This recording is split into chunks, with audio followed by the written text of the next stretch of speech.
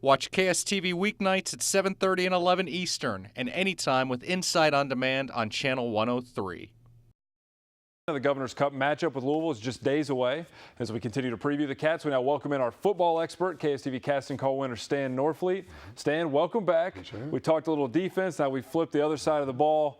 We'll start up front, the offensive linemen. The big guys don't get a lot of credit, but probably maybe the most critical part of this year's offense, right? I think so.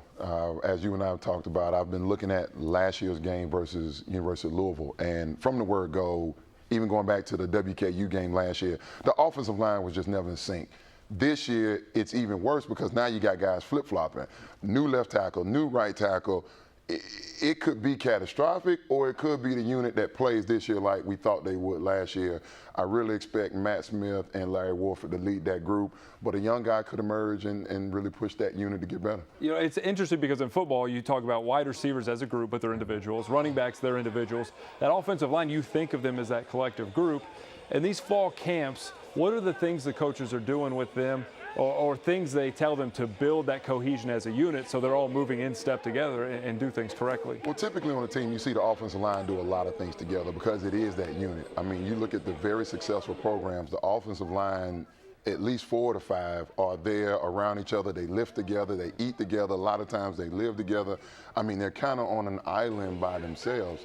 What I hope that the coaching staff is doing this year is focusing on pass protection. That was an area that they really dropped the ball last year, and they can certainly improve because you get down. And when we're behind, teams know that Kentucky has to throw the ball. So they can really pin their ears back and call some exotic blitzes and come attack us a lot of times with just 4 down linemen, putting a lot of pressure and a lot of speed on the edges. So it's going to be critical that the tackles get really prepared for the pass rush that's coming this year for sure. How important are Matt Smith and Larry Warford to preparing them for that? You know, you're going to play these SEC teams with these huge NFL linemen there.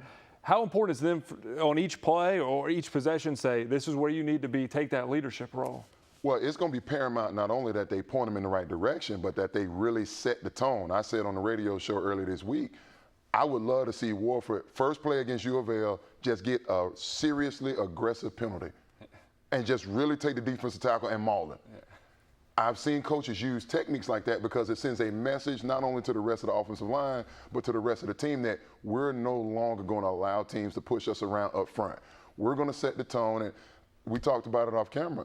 Since 1993, UK has not had an offensive lineman drafted. Offensive line has been a problem for this program for the last couple decades, and I think Warford can be that guy that changes that around. What kind of prospect, you've done a lot of NFL scouting, what type of prospect is Larry Warford? And are there any other guys on that line that you think could be NFL prospects? Well, Matt Smith will get a shot. He's been through enough battles in this conference, which will warrant some looks. I see him as a late round draft pick, more than likely a free agent. But Warford's the one that's really going to register. He's got the size, he's got the ability. He's an athlete, his feet move well enough that he'll be on some radars. I just don't see that dog in him. Offensive line is, yes, you got to have size, you got to have the measurables, but it's the mentality that at all costs, I'm going to keep my quarterback upright, but I'm going to push another grown man against his will back off the line of scrimmage, and I haven't seen that from him consistently. If you had to guess right now, I'd say Warford's a 3rd round, maybe 4th round pick. That mentality, you know, UK has brought in bigger guys, a little more athletic guys, and a lot of guys as they've tried to build depth at that offensive line. On the recruiting trail, how do you pick out guys that have that mentality, have that nastiness that, you know, we talk about at other positions too? How do you target those guys and find them? It's so hard because the kid that's 300 pounds in high school, you're concerned about can he control the weight moving forward because he is going to get bigger, he is going to get stronger, so you wonder does that 300 start to teeter on 400 by the time he's a senior? So you're really finding who's a power forward that you can add 50, 60 pounds to that can stay on his feet and glide, but is also aggressive enough, again, to put some pressure and to force a defensive lineman back and reestablish the line of scrimmage. It's really hit and miss. There's no golden key, if you will, to unlock and how to find that guy. But I try and use power forward as the template because a lot of offensive linemen used to play basketball. At one time they were skinny, and then they got bigger and they built their bodies up. It's not a bad place to find power forwards at Kentucky, right? Stan, thank you for being here.